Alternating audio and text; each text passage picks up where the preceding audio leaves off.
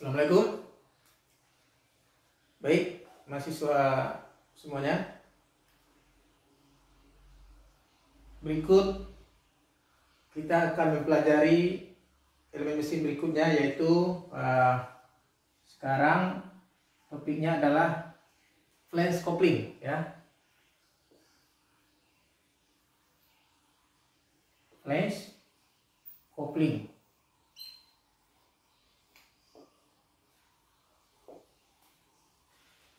Flange coupling berfungsi untuk meneruskan putaran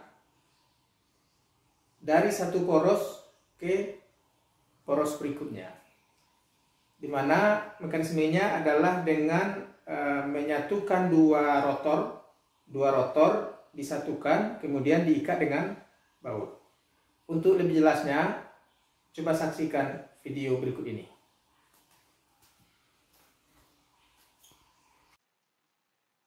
Nah, ini adalah flange coupling, ya. Coba perhatikan, flange coupling terdiri dari dua rotor, sepasang rotor. Nah, bentuknya seperti ini. Nah, ini adalah pasangannya, disatukan, kemudian dikunci dengan ini adalah porosnya, poros penggerak dilengkapi dengan SPI atau key. Key itu adalah balok yang meneruskan putaran dari poros ke hub, ya. Nah, ini poros dan key. Jadi ada poros dibuat alur untuk penempatan key. Kemudian disatukan oleh baut supaya kedua rotor menyatu, ya. Nah, kemudian dikencangkan dengan baut. Nah, ini adalah cara kerja dari flange coupling. Putaran pada poros diteruskan melalui key sehingga rotornya berputar. Demikian. Nah, bagaimana cara mekanisme kegagalan key-nya? Berarti key-nya mendapat beban geser. Coba lihat. Nah, putus.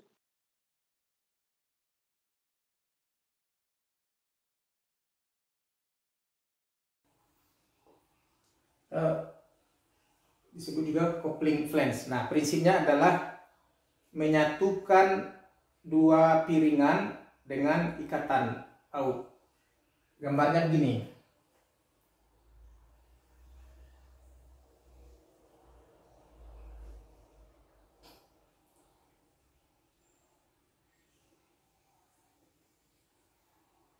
Jadi ada dua piringan disatukan, kemudian ini ada lubang di baut. Misalnya lubangnya 4, ya, misalnya. Ini lubangnya belakang. Nah, di bagian sini ini titik besar, ya. Di bagian sini ada namanya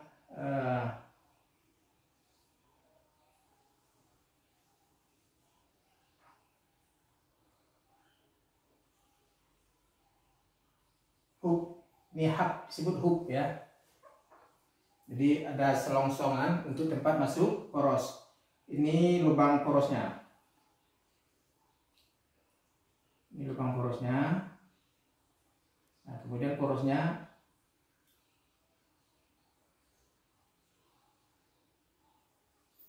gitu.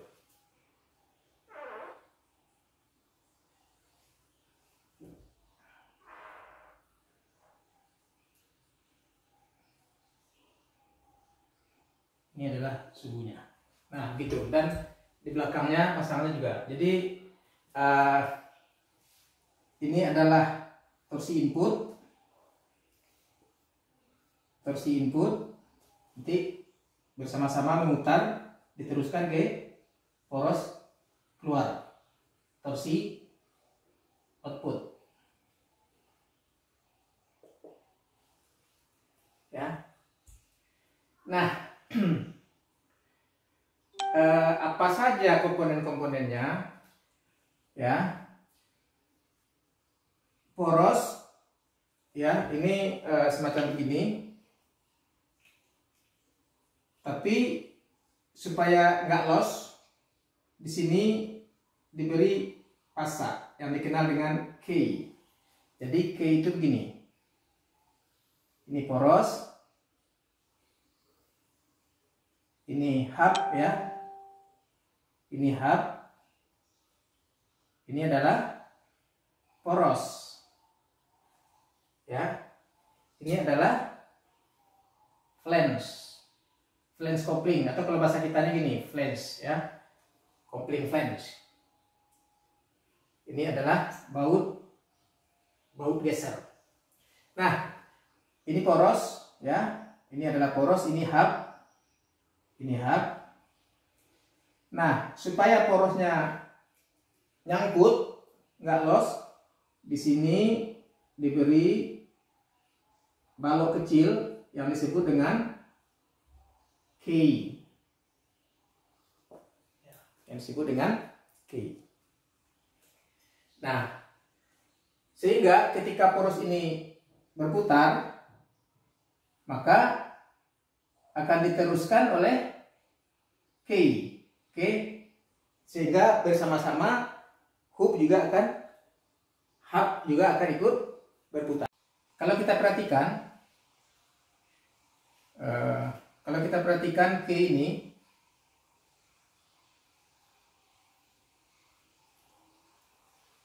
akan mendapatkan gaya akibat torsi dari poros. Jadi kalau poros berjari-jari R, ya, ini gini nih, kita ulang lagi ya. Ini adalah poros, ya. Ini adalah poros dengan jari-jari R. Kemudian porosnya berputar dengan torsi tertentu. Maka K akan mendapat dorongan. Bagian poros mendorong ke kanan, sedangkan bagian hub mendorong ke kiri. Jadi ini F poros FP, ini adalah FH. Ya, bisa dipahami ya. Jadi poros berputar, maka bagian ini akan mendorong K. Sedangkan bagian hub akan melawan. Sehingga begini. Bagian poros akan mendorong ke kanan, bawah, sedangkan bagian hub akan menggeser. Jadi patah gesernya begini. Ya. Nah, gimana kita mendesain ini K-nya? Coba perhatikan, kita pindah ke sini. Jadi K mendapat gaya geser sebesar FP sama dengan FH, ya, FH mendapat gaya geser. Maka bidang gesernya adalah, kalau kegagalannya ada di sepanjang garis ini, di sepanjang bidang ini, ya. Jadi kalau kita gambarkan keadaan patahnya, maka bagian bawahnya akan tergeser ke kanan, sedangkan bagian atasnya akan tergeser ke kiri, ya. Nah, ini ya.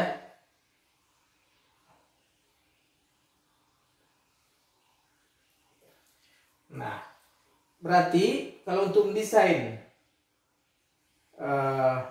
ini, kita harus mengetahui luas bidang gesernya. Kita gambar lagi, ya. Nah, ini permukaan ini adalah permukaan patah ini, ya, permukaan gesernya, ya, begini. Katakan K ini memiliki panjang panjang L, lebarnya W misalnya ya. Nah, panjangnya L, lebarnya W. Maka bidang gesernya ini, di sepanjang bidang ini terjadi tegangan geser. Tau. Berapa tau? Naik ke atas. Tau sama dengan F per A. Sedangkan tegangan geser, tegangan geser F, sedangkan F adalah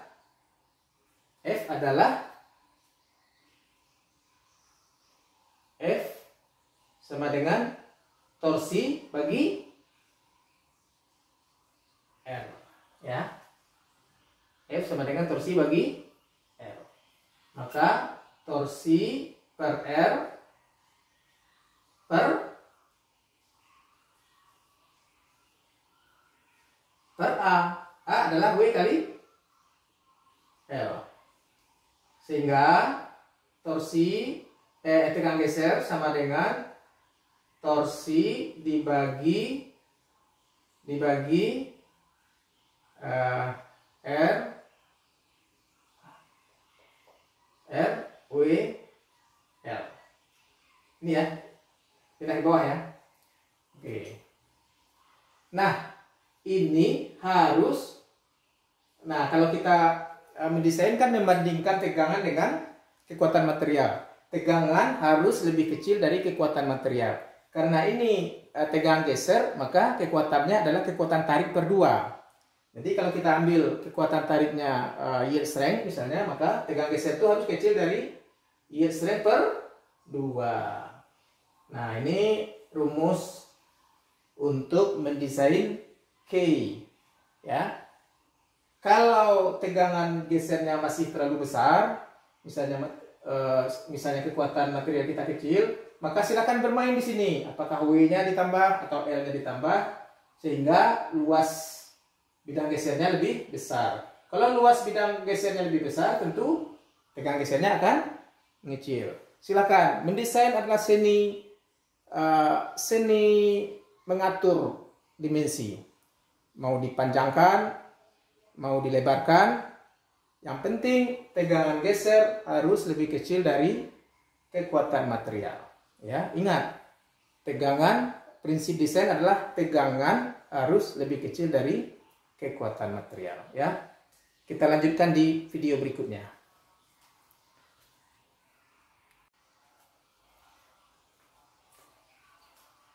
Baik, kita lanjutkan. Sekarang kita mendesain baut. Apa fungsi baut? Fungsi baut adalah untuk mengikat dua piringan ini supaya dia berputar bersama-sama. Ya, jadi meneruskan dari torsi input diteruskan melalui K, kemudian sehingga piringan ini berputar. Putaran piring ini diteruskan ke putaran piring berikutnya melalui baut. Berarti bautnya juga mengalami tegangan geser. Nah, coba kita buat di sini. Kita tampak sini ya. Ini adalah poros. Ini adalah hub. Di sini ada, ya. Nah, kemudian ini adalah piringannya. Maaf kurang bulat ya. Bulatin dulu.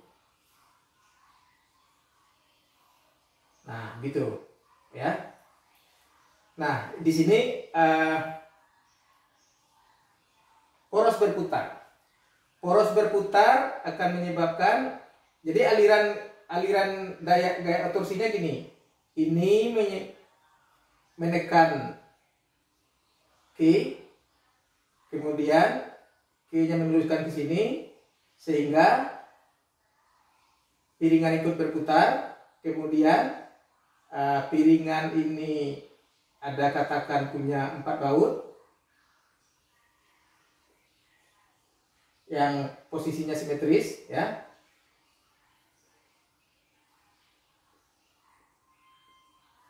Nah, maka yang keempat ini akan diteruskan melalui baut ke piringan berikutnya. Jadi dari poros melalui K, melalui hook, melalui piringan, melalui baut. Ya. Nah, begitu. Ini melalui baut. Nah, sehingga sama seperti tadi, artinya baut akan mendapat beban geser. Ya. Kalau torsinya bekerja searah jeruk jam, maka masing-masing baut akan digeser sesuai dengan arah tangensial, tegak lurus jari-jari. Ya, baut ini digeser ke kanan, baut ini digeser ke bawah, baut ini digeser ke sini, baut ini digeser ke atas. Ya, paham ya? Nah, sehingga kalau masing-masing baut memiliki posisi R besar ya, karena kita tadi sudah pakai R kecil, katakan R besar, maka F sama dengan torsi bagi R besar untuk satu baut. Kalau bautnya 4, berarti seperempatnya dibagi 4, F-nya tentu dibagi 4. Ya. Kalau ada N 6 buah dibagi 6. Kalau ada bautnya ada 8 dibagi 8. Berarti katakan N kali R, di mana N sama dengan jumlah baut. Ya. Nah. Dan baut ini mengalami tegangan geser gini. Sama seperti yang tadi, piringan depan ya, piringan depan menggeser ke sini. Nah, jadi digeser begini, sedangkan piringan belakang menggeser searah berlawanan. Jadi patah bautnya patah begini. Ya, jadi sehingga kalau kita mau mendesain tegangan geser pada baut sama dengan F per A sama dengan torsi per NR bagi A. A itu adalah luas penampang baut. Ya, luas penampang baut. Luas penampang baut. Kalau bautnya memiliki R, ya. Kalau bautnya memiliki R, jari-jari R, berarti luasnya adalah V R kuadrat.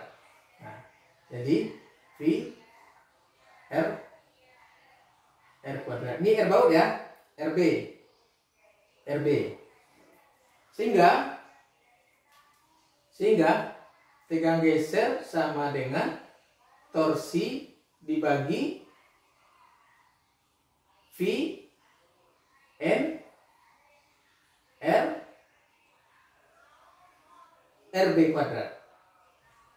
Ya, di mana